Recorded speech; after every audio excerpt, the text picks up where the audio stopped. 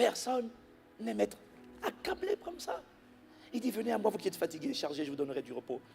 Il dit, verset 29, prenez mon joug sur vous et recevez mes instructions, car je suis doux et humble de cœur, et vous trouverez du repos pour vos âmes.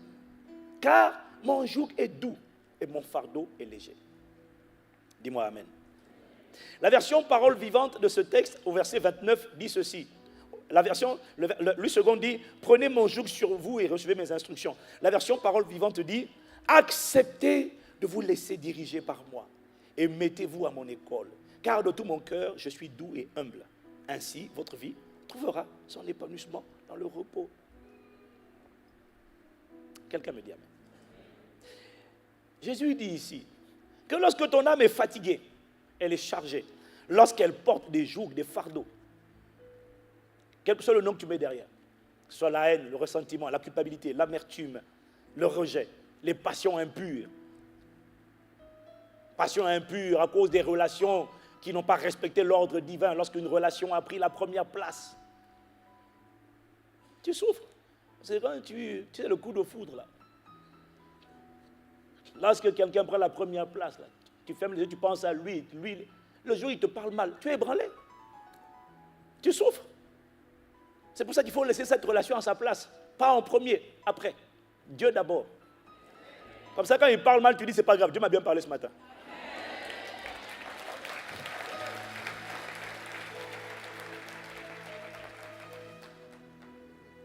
Lorsque ton âme est accablée, elle est chargée, au point qu'elle sombre se noyer, c'est ce qu'il appelle fatigué et chargé.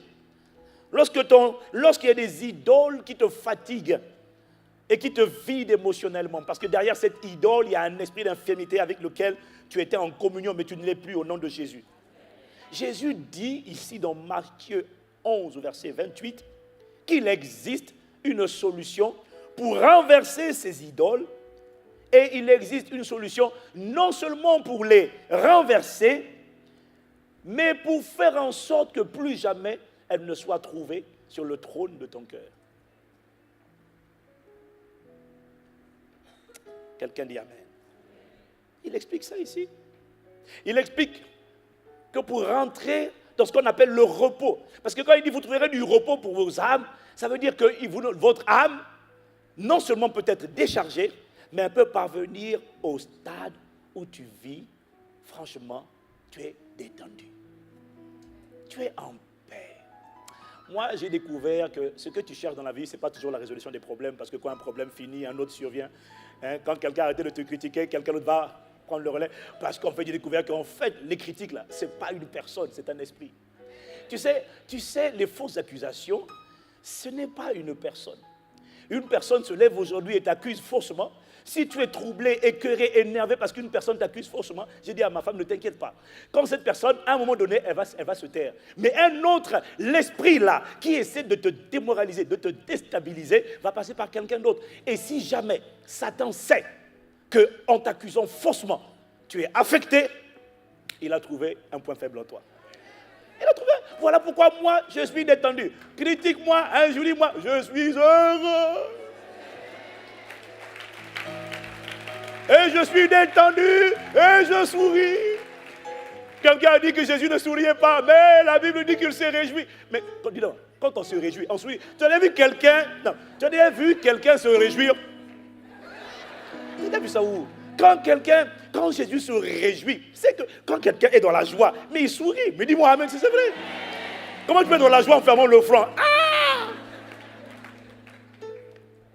Il existe une dimension où l'âme est en paix.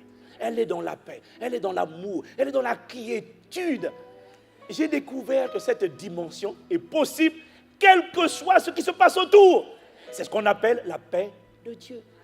Et c'est ça qui te donne le repos. Le repos de Dieu ne vient pas de ce que plus personne ne dira plus rien, plus personne ne te fera plus de problème. Ça durera toute la vie, mon gars.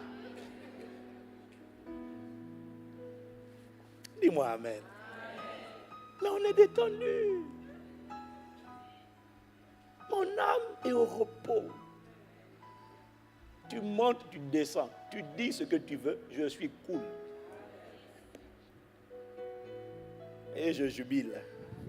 Parce que je me dis, mais ici ils ont traité Jésus de prince des démons. Pourquoi les chrétiens se choquent de ce qu'on traite un pasteur de Belzébul, de Satan, d'apôtre? Pourquoi les gens vraiment... Aïe, aïe. Est-ce que quelqu'un me suit? Jésus dit qu'il existe une dimension où non seulement tu peux être déchargé, mais ce n'est pas tout. Tu peux rentrer définitivement dans le repos. Dis-moi amen. Dis avec moi, c'est possible. Et le secret, c'est dans Matthieu 11 ici, verset 28. Il dit 3 choses. Il dit premièrement, venez à moi. Il dit à quelqu'un, allons à lui. Il dit, venez à moi. Ça veut dire quoi? Venez vous décharger. Quand tu es chargé et que tu as écouté l'enseignement qui parle des idoles, ne commence pas tout de suite à venir dire, au nom de Jésus, esprit de quoi? C'est parce que tu as dit quoi? Esprit de quoi? Esprit de quoi? Oh, non, ne commence pas par mitrailler les démons de la planète. Commence juste par t'humilier. Il n'y a pas de puissance sans repentance. Parce que les pentecôtistes, on aime bien le power. On aime ça.